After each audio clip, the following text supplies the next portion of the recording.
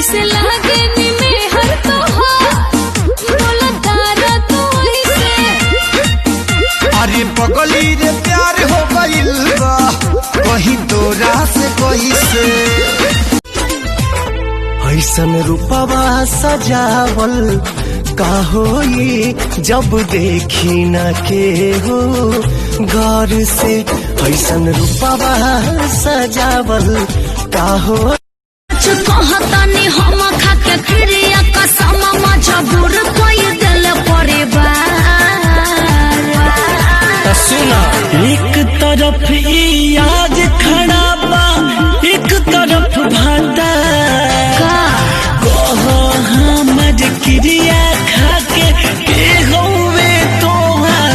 दिल के तरह दिया के मिलना दवाई तोहर जुदाई जान जान लेके जाई। तोहर जुदाई जान जान लेके। ए सुना तारू। हाँ बोला। अपन भाई से कहा ना कुछ दिन यहाँ और रुक जाने के लिए। क्यों इतना प्यार करते हो मेरे भाई से? अबे प्यार व्यार घंटा करे नी। हमार भैंस के बच्चा मर गल बा आ तोर भाई काला बा। इस सारवा रुक जाए तो कम से कम हमार भैंसिया एकरा के देख देख के दूध तो देते रही।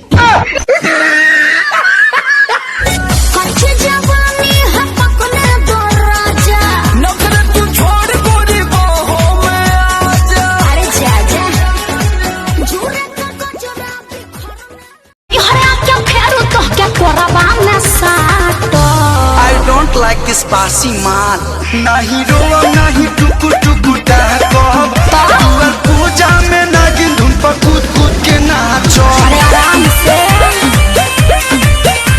लव में सबको छपोना पड़ेगा।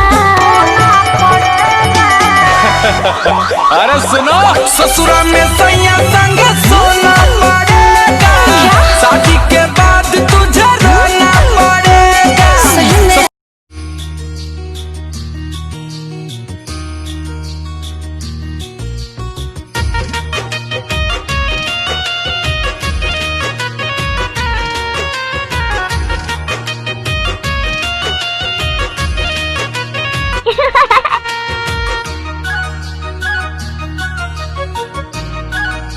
उनकरी बोली बेचैनी बढ़ावाता पागल परछाई बनावाता।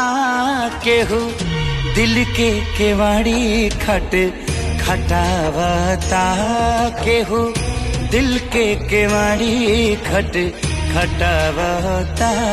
बाकी खोलला पलगे नहीं आवता केहू दिल के केवाड़ी खट खटावता। यही कोरोना सारे मुंह तू दबा के रख देला बाड़ा में हर मौका बना के। दादा लॉकडाउन खुली अब कब जी अरे कब जी अरे कब जी अरे कबो ना जी हमर मौगी खेलत बिया पबजी हम तो दुनू बेरा काटानी सब्जी।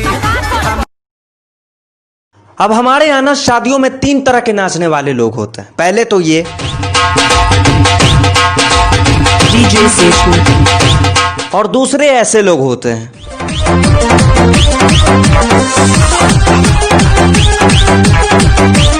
और तीसरे ऐसे लोग होते हैं जिनको देख के पता ही नहीं चलता कि ये शादी में आए या शमशान घाट के तांत्रिक के पास।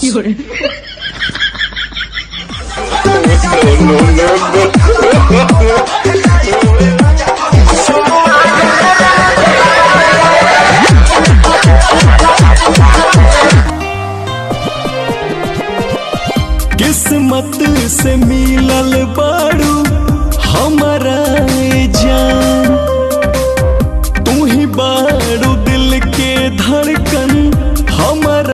अरे यादव जी के बेटा होशियार लेखा मांगेला भक्तार लेखा।